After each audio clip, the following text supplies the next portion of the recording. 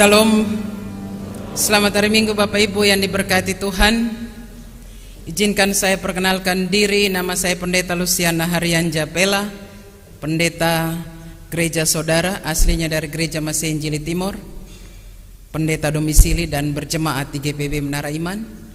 Saya juga sebagai pimpinan Ketua Yayasan Bertabur, Yayasan non-profit yang adalah isinya ibu-ibu, bapak-ibu yang berkomit untuk membaca Alkitab sesuai dengan program Sinode GPIB KBA, dan kami berdomisili di Duren Sawit, Teluk Tomini A4 nomor 7.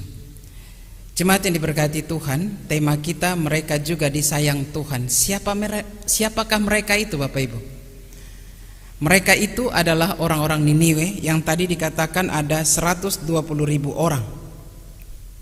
Kenapa Allah sayang? Padahal jelas bahwa orang-orang Niniwe ini melakukan kejahatan yang sampai kepada Allah. Dari Yunus 1 dikatakan bahwa kejahatan mereka itu sampai kepada Allah. Di dalam pelayanan kami Bapak Ibu, ketika pelayanan sampai kepada lapas di Nusa Kambangan pada bulan Oktober yang lalu, ada jemaat yang tanya, Ibu Pendeta, kenapa Ibu dan tim pelayanan suka melayani di penjara? Mereka kan pelaku kejahatan. Lalu saya katakan, melayani penjara itu kami kurang lebih 10 tahun, melakukan firman Tuhan Matius 25 ayat 35 dan seterusnya. Ketika aku sakit, ketika aku lapar, ketika aku telanjang, tidak punya tumpangan, dan ketika aku di penjara. Bagaimana pengalaman di pelayanan lapas di penjara itu Bapak Ibu? Seperti ini. Kok masih ya Tuhan sayang ya? Warga binaannya sehat. Sehat Bapak Ibu, banget. Penuh sukacita karena gereja dan yayasan berlomba-lomba untuk masuk ke situ. Kalau kita ibadah hari Minggu kan hari Minggu, mereka itu bisa 1 minggu itu ibadahnya bisa 15 kali Bapak Ibu. Kenapa sih Tuhan mau? Bahkan ada yang katakan bahwa gak usah aja pelayanan penjara, kan masih banyak yang perlu, ngapain juga ke situ. Bisa diterima Bapak Ibu ketika kita melayani memakai pikiran atau akal kita. Pelayanan bukan pilihan. Pelayanan itu kewajiban yang harus direspon dengan ucapan syukur. Jadi kalau ada pendeta dan presbiter yang melayani suka atau tidak suka dan pilihan, dia belum tahu makna dari sebuah pelayanan. Bahwa melayani Tuhan itu harus keluar dari hati yang mengucap syukur. Mengucap syukur bahwa Tuhan masih mau pakai saya dan saudara. Mengucap syukur bahwa kita diselamatkan walaupun tidak diminta. Itu dulu harus kita pahami, bahwa kerangka teologis yang paling dalam Yohanes 3 ayat 16. Karena begitu besar kasih Allah akan dunia ini. Artinya Allah mengasihi seluruh dunia karena Dia yang buat. Kitab Kejadian 2 katakan itu. Yang dibuat dari tangan, yang dibuat dari debu, Kejadian 2 katakan. Makanya baru-baru kita merayakan Rabu Abu, yang dibuat dari debu abu itu loh. Tapi si abu bisa melawan pencipta. Herannya, pencipta masih mau sayang si abu itu. Siapa si abu itu? Saudara dan saya. Abu yang tidak berguna itu Bapak Ibu mampu menyombongkan diri dengan abu yang lain. Itu terjadi di luar sana tapi juga di gereja. Makanya dikatakan di kitab Kejadian 2 katakan dari debu. Lalu dikatakan dari debu kembali kepada debu. Kalau saja orang tahu makna sebuah panggilan atau penebusan, bayangkan abu itu tidak ada harganya Bapak Ibu. Saudara dan saya tidak ada harga apa-apanya di hadapan Tuhan Allah pencipta itu. Tetapi peristiwa Taman Eden, si abu bisa melawan pencipta. Dia suka menjadi pencipta, makanya diusir. Kadangkala di dalam pelayanan juga saudara-saudara kita lupa bahwa kita harus, saya selalu ulang kata ini, Filipi 2 ayat 5-7, mengosongkan diri. Selalu saya ulang kata ini, kenosis. Saudara dan saya tidak bisa kenal siapa pencipta atau pelayanmu, kepala gereja, ketika Anda tidak mengosongkan diri. Harus tahu diri bahwa kita hanya abu dan debu. Syukur Tuhan mau pakai ini debu ini. Jadi para abu di gereja tidak boleh saling menyombongkan diri. Anda mau jabatan tinggi, bersekolah tinggi pun tetap abu. Nanti kalau Tuhan panggil, pendeta bilang dari debu kembali kepada debu. Lalu si tukang kuburan mulai injak kuburan itu. Nggak ada arti apa-apa, Bapak Ibu. Syukur kepada Allah, Bapa mengangkat abu itu menjadi mulia. Itulah minggu-minggu Prapaskah. Supaya kita tahu diri bahwa Tuhan, untung aku yang abu ini engkau angkat menjadi manusia yang mulia. Jadi jangan coba melawan atau main-main dengan kasih karunia atau pengangkatan itu. Nah, ini yang tidak dialami oleh orang di Niniwe. 120.000 orang. Mereka melakukan kejahatan. Yunus memakai pikiran manusia. Kenapa sih Tuhan harus selamatkan si orang Niniwe? Kenapa Bapak Ibu? Kenapa Yunus nggak mau? Karena mereka musuh dari orang Israel. Ada tempat lain nggak Tuhan? Bapak Ibu yang diberkati Tuhan, sebagai pelayan Tuhan, pernahkah Anda merasa, kenapa sih dapat jadwal di situ? Ada tempat lain nggak Tuhan? Kan keluarga itu atau jemaat ini menolak aku. Boleh nggak tempat yang lain Tuhan? Pernah rasa itu Bapak Ibu? Saya rasa itu. Ketika dapat jadwal di jemaat itu, saya di pintu pagar itu saya berdoa, Tuhan, nggak ada tempat lain kah? Tetapi saya takut menolak itu, saya takut masuk perut ikan Bapak Ibu. Sekarang sih nggak ada ikan paus, nggak ada perut ikan. Tapi pengadilan Tuhan bentuknya beda, sesuai dengan zaman ini. Di salah satu tempat dikatakan Ibu Pendeta, kenapa mau kalau disuruh tiba-tiba? Bukan masalah mau atau tidak. Pelayanan bukan pilihan.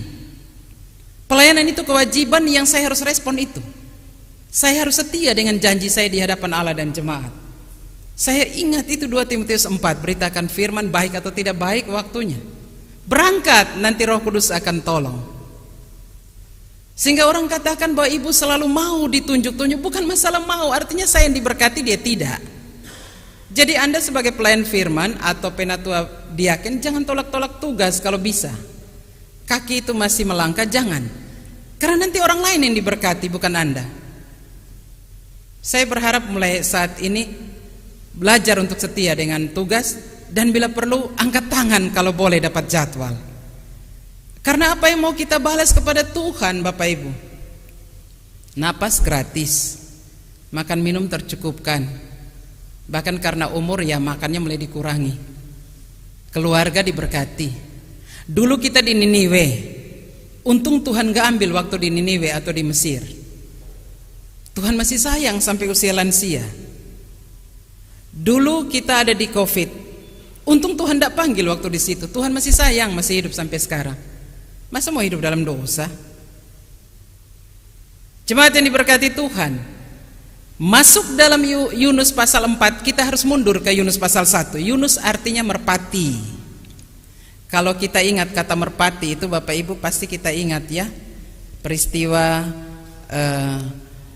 di Alkitab ketika air bah itu ada burung merpati. Kemudian di Injil Matius 10 ayat 16 Yesus katakan tulus seperti merpati. Merpati itu ada lambang apa lagi Bapak? Roh Kudus ya. Nah Yunus artinya merpati. Mungkin karena nama dia jadi dia suka pergi-pergi kali ya. Disuruh ke Niniwe gak mau. Luar biasa ya Bapak Ibu. Abu boleh bilang gak mau tugas.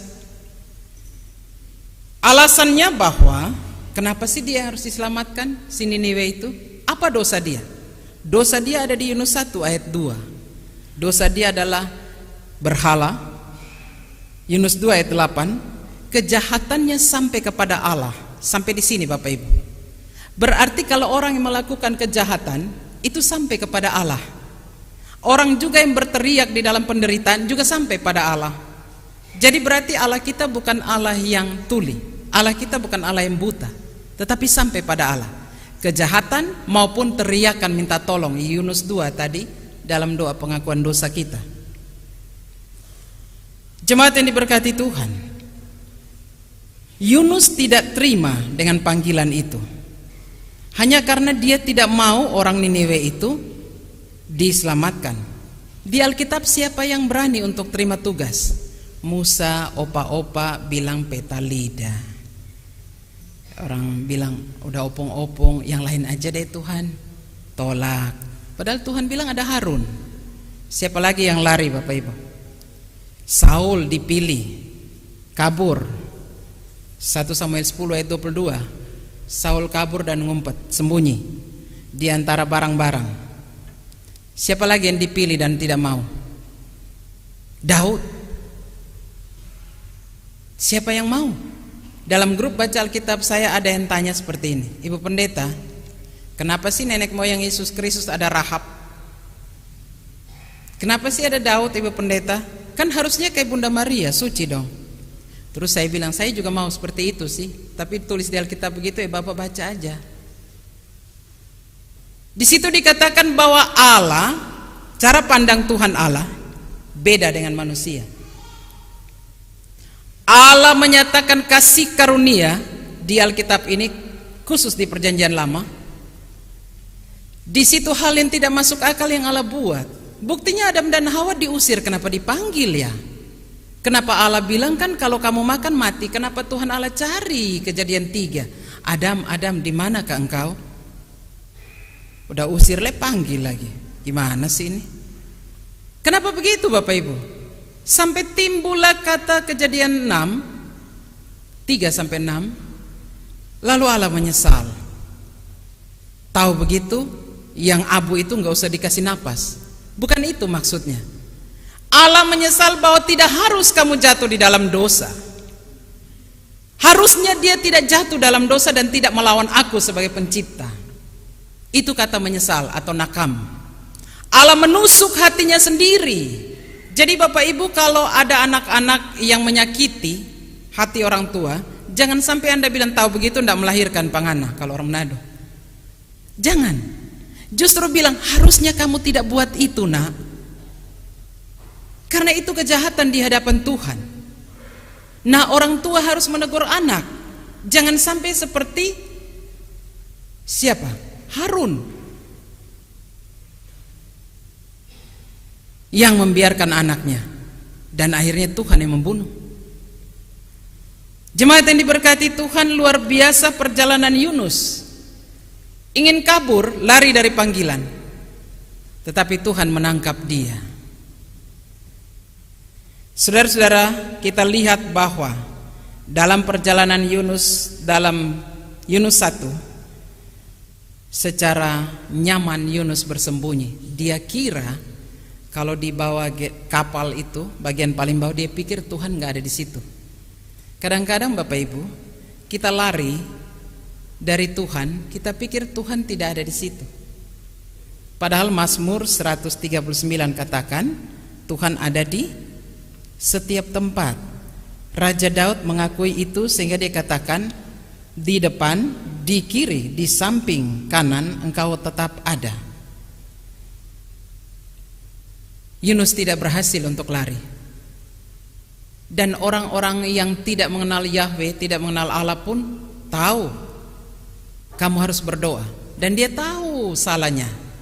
Kadang-kadang nih manusia Bapak Ibu, para pelayan juga dan jemaat, tahu salah tapi bikin.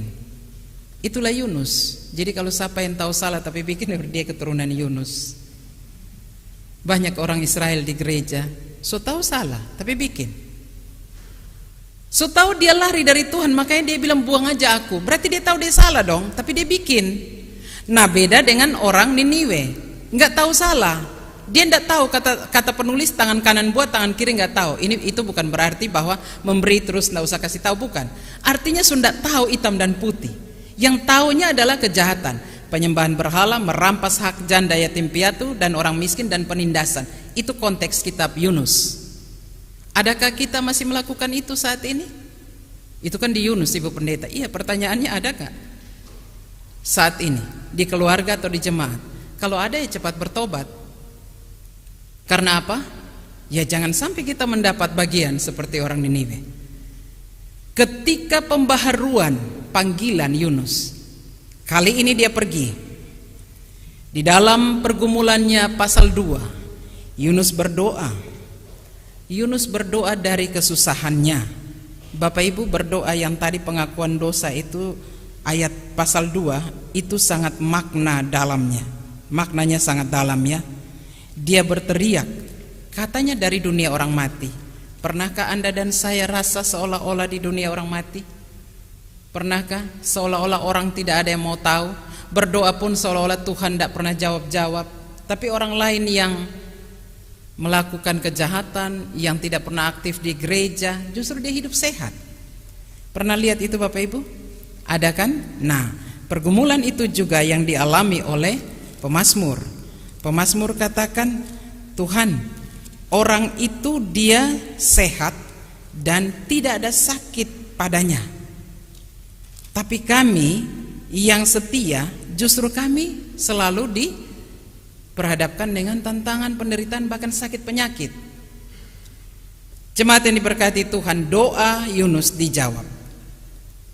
Dia katakan bahwa Tuhanlah keselamatanku. Ini juga yang dikatakan oleh pemazmur bahwa dari lubang kubur engkau menebus aku. Tuhan menebus, itulah yang dirasakan oleh Yunus. Minggu-minggu prapaskah saudara-saudara, kalau kita nikmati arti penebusan dan keselamatan itu, maka kita pasti tidak berani main-main. Jangan saudara dan saya hidup seperti orang dunia yang belum ditebus, yang seolah-olah masih ada di perut ikan. Dan jangan coba-coba untuk lari dari panggilan atau tanggung jawab. Jangan coba-coba lari dari perintah Tuhan. Karena ketika kita lari pasti Tuhan akan cari dan memanggil kembali. Sampai segitukah Bapak Ibu? Ya. Karena apa? Karena Bapak mengasihi umat yang banyak dan mengasihi diri Bapak Ibu, saudara dan saya. Sebab kalau lari dari panggilan, berarti dia keluar dari lingkaran keselamatan itu. Jangan sampai anak-anak muda, anak-anak kita keluar dari lingkaran keselamatan itu karena keluarga tidak lagi membangun spiritual di dalam keluarga. Saya dari sini memberikan testimoni Bapak Ibu, saya sudah izin kepada beliau tadi malam di dalam ibadah syukur, Bapak Marsda Donald Kasenda. Saya sudah izin sama beliau untuk memberikan testimoni yang baik. Mereka beribadah di rumah lengkap Bapak Ibu pakai doa syafaat. Dan dia katakan selama 20 tahun ketika dia membawa pesawat tempur itu, doanya hanya satu, Tuhan Yesus tolong kalau ada trouble di bawah ya, jangan di atas. Dan selama 20 tahun selamat dia dari seluruh badai. Itu testimoni Bapak Ibu. Teringatlah saya Kisah Rasul 10. Kalau kepala keluarga takut akan Tuhan, selamat keluarga itu.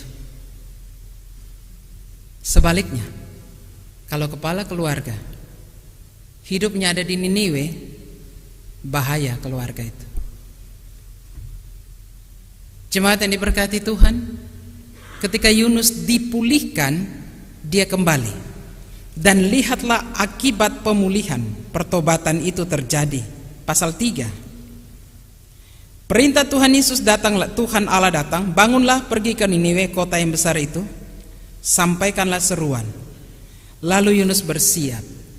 Kali ini Yunus datang dengan segenap hati. Kalau yang tadi dia lari, yang tadi itu dia nggak mau. Tapi setelah dia masuk dalam perut ikan, di dalam pendidikan Tuhan. Jadi kalau sekarang ada pelayan yang lari dari panggilan, nggak ada perut ikan Bapak Ibu. Tapi masuk dalam pendidikan Tuhan itu bahaya. Itu seperti di dunia orang mati, kata Yunus. Setelah Yunus masuk sekolah pendidikan di perut ikan, maka sekarang dia mulai belajar dengar-dengaran. Makanya dia pergi, dan akibat dari melayani segenap hati itu orang bertobat. Di dalam pelayanan gereja kalau tidak dengan segenap hati, Anda nanti melayani seperti pergi datang kosong, pulang kosong. Tetapi kalau melayani dengan segenap hati ini, lihatlah kuasa Tuhan. Niniwe bertobat, bahkan bertobatnya itu kolektif Bapak Ibu. 120.000 orang bertobat. Mereka percaya dan perintah untuk doa puasa. Raja dan para pembesar, bahkan ternak sekalipun tidak makan dan minum. Luar biasa ya Bapak Ibu, kalau pelayan itu melayani dengan segenap hati. Buahnya manis. Manisnya apa? Orang bertobat. Bayangkan 120.000 orang yang tadinya harusnya mati. Tetapi ketika, kalau sekarang kita bilang pelayan firman, ketika pelayan firman mulai, pembicara itu, pelayan firman itu mulai dengan segenap hati, ini buahnya. Mereka bertobat. Apakah sekarang Yunus mulai rasa bahwa harusnya tidak? Enggak, sekarang Yunus sudah baik. Artinya apa Bapak Ibu? Bahwa menjadi pelayan, sekali lagi saya katakan, bukan pilihan, mau atau tidak, harus atau kewajiban. Kenapa? Karena debu yang diselamatkan. Kalau begitu, motivasi melayani saya adalah mengucap syukur. Mengucap syukur. Untung Tuhan pilih saya, karena tidak semua dipilih Tuhan. Dan semua yang dipilih Tuhan belum pasti semua itu juga memiliki kerajaan sorga. Kenapa begitu Ibu Pendeta? Ya, semua orang Israel ditebus dari Mesir. Apakah semua masuk tanah perjanjian Bapak Ibu? Tidak. Yang setia aja yang sampai sana. Bahkan Musa gak masuk. Artinya keselamatan itu, sekali lagi saya katakan, memang keselamatan itu gratis tapi tidak murah. Anda harus kerjakan keselamatan itu, kata Rasul Paulus. Kerjakan keselamatan itu dengan cara apa? Kalau orang Kristen ya baca Alkitab. Itu aja dulu, gak usah yang tinggi-tinggi. Itu perintah Tuhan Yesus, Matius 4 ayat 4. Manusia hidup bukan dari roti saja. Jadi kalau ada pelayan firman yang katakan bahwa kalau malas baca Alkitab, baca aja SBU, itu salah. Saya katakan dari mimbar ini salah. SBU itu sabda bina umat, bukan firman Tuhan. Di dalam ada ayat-ayat atau firman Tuhan. Tapi yang dimaksud dengan manusia hidup bukan dari roti, artinya baca Alkitab itu, Kejadian sampai Wahyu. Di dalam pelayanan saya itu, grup saya itu hampir 70 lebih. Satu hari 5 pasal Bapak Ibu. 8 bulan selesai. Jadi kalau ada opa-oma yang umur sudah banyak belum selesai baca Alkitab, baca cepat. Karena berhutang kepada Tuhan. Itu yang dimaksud dengan merespon keselamatan itu. Merespon keselamatan tidak bisa Anda diam. Harus berdoa setiap hari. Doa itu ya, 1 Tesalonika 5 ayat 17 katakan, berdoalah senantiasa di dalam roh. Berdoa itu kita bercakap-cakap dengan Tuhan setiap hari. Baca Alkitab itu setiap hari. Selalu saya katakan 3B. Berdoa, baca Alkitab, dan bersekutu. Tanpa 3 ini Bapak Ibu tidak akan bertumbuh dalam iman. Anda akan jadi orang Kristen biasa-biasa saja, sama dengan orang dunia. Tidak ada kepekaan bahwa ini perintah Tuhan, bahwa ini suara Tuhan. Karena saudara dan saya tidak bergaul dengan Roh Kudus itu. Jemaat yang diberkati Tuhan. Karena kasih Allah itu, maka Yunus diberikan kesempatan untuk disayang. Jadi di sini Allah mau katakan, selain menyayangi orang Niniwe, Yunus pun disayang. Sebenarnya Tuhan Allah bisa bunuh Yunus enggak? Bisa banget. Tapi dia diberi kesempatan untuk menikmati peristiwa pohon jarak. Yunus pasal 4. Waktu dia marah. Jadi pelayan bisa marah, bisa. Buktinya Yunus, pada kekesalan hatinya, Yunus sangat bersuka cita karena pohon jarak itu. Sampai di sini Bapak Ibu agak-agak lucu. Dia enggak tumbuh, dia tidak tanam pohon ini, tidak memberi pupuk, tidak siram, marah. Kadang-kadang kita begitu ya Bapak Ibu ya, sebagai manusia ya. Dikasih makan, dipelihara, diberikan sukacita, masih marah, masih bersungut-sungut lagi sama Tuhan. Tuhan gak bunuh tuh. Coba orang Israel langsung dibunuh Bapak Ibu. Kasih mana dari sorga, makanan masih di mulut, minta daging. Kasih burung puyuh, masih di sini bersungut-sungut, mati kan? Untung kita enggak.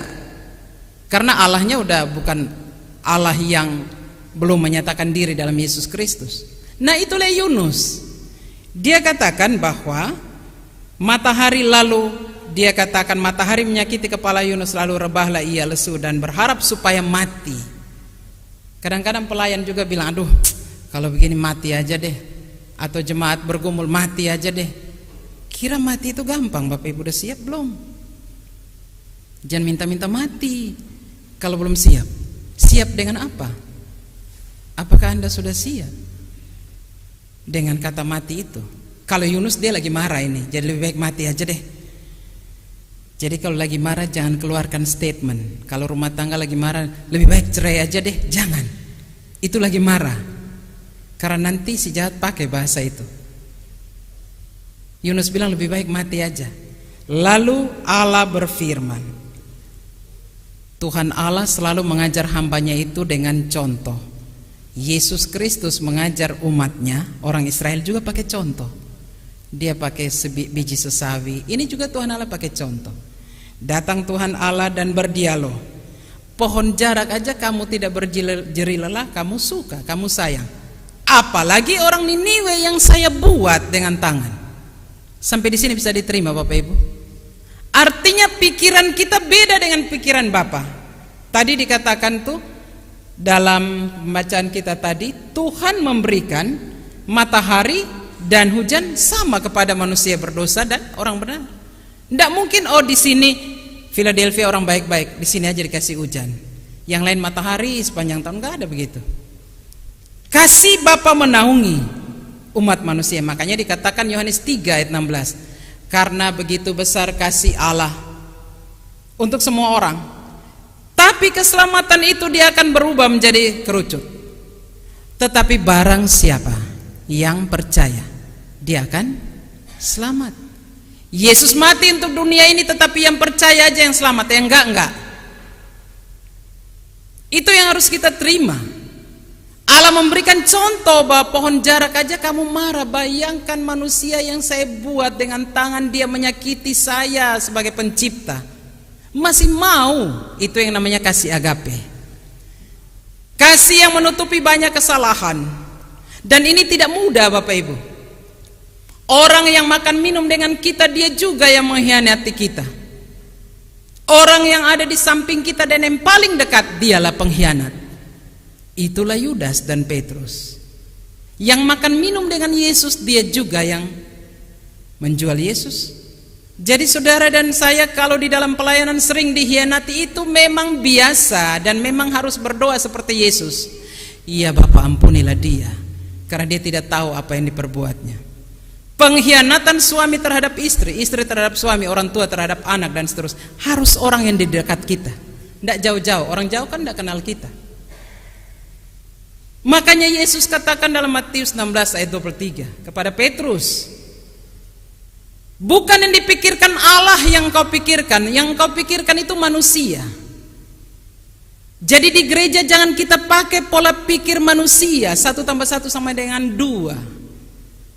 Yang harus kita pakai pikiran Allah adalah semakin dia jahat, semakin kasih itu bagi dia. Mudah Bapak Ibu? Tidak mudah. Itu harus minta Roh Kudus supaya membalut luka hati kita. Baru kita bisa menyatakan kasih. Bahkan Yesus katakan, berdoa bagi musuhmu. Bisa jemaat dan saya sebut nama musuh? Harus bisa. Kalau tidak bisa berarti kita sama dengan Farisi. Jemaat yang diberkati Tuhan, kalau begitu, apa maksud dari kitab Yunus bagi kita? Yang pertama, bahwa Yunus mengajarkan kepada kita kasih Allah, kedaulatan Allah itu berlaku absolut. Otoritas Allah tidak bisa diganggu gugat. Pasal 1 ayat 4 dan ayat 17. Yang kedua, pembebasan yang dikaryakan Allah itu juga yang dikaryakan di dalam Yesus Kristus. Yunus 4 ayat 2. Penggenapan akan pembebasan itu, itulah yang dikaryakan Allah di dalam karya keselamatan, sehingga Yesus katakan sudah selesai. Yang ketiga, Allah yang kita percaya adalah Allah yang berbelas kasih, Allah yang selalu ada untuk mengampuni, melampaui akan sakit hatinya. Yunus 3 ayat 10, 4 ayat 11. Allah yang selalu menusuk hatinya sendiri supaya umat diselamatkan. Tidak ada Allah lain di dunia ini seperti Allah itu. Allah di dalam Yesus Kristus. Yang keempat, Yunus mau katakan kebenaran Allah di dalam Yunus 4 ayat 10 sampai 11. Kalau begitu, Bapak Ibu dan saudara-saudara, kita belajar dari Yunus. Jangan lari dari panggilan itu. Panggilan pelayanan bukan pilihan, tetapi kewajiban dan harus direspon. Iya, tidak. Kalau Anda telah mengaku di hadapan Allah dan jemaat untuk melayani, buktikan itu sampai mati. Kalau tidak, out. Karena Tuhan Yesus memberi nyawa menebus kita. Dia tidak kasih nyawanya itu setengah, tapi sampai mati. Kedua, ketika kita jatuh di dalam pendidikan Allah, sebagai orang tua, sebagai pemuda-pemudi, sebagai anak-anak, berteriaklah kepada Tuhan seperti Yunus berteriak dalam perut ikan. Yang ketiga, ketika kita merasa bahwa doa kita tidak terjawab, yakin dan percaya Allah yang berkarya itu adalah Allah Roh Kudus yang pasti merancangkan yang baik. Roma 8 ayat 28. Dan yang keempat, selalu datang pada Tuhan, berseru pada Tuhan, minta hikmat dari Roh Kudus. Kalau kitab Yunus itu, Yunus 1, mereka pakai undian untuk cari tahu siapa yang salah. Dan proses undian itu Alkitabiah. Kisah Rasul 1 juga ketika memilih pengganti Yudas juga pakai undian. Kita sekarang tidak ada undian, tapi kita sekarang memakai tuntunan Roh Kudus.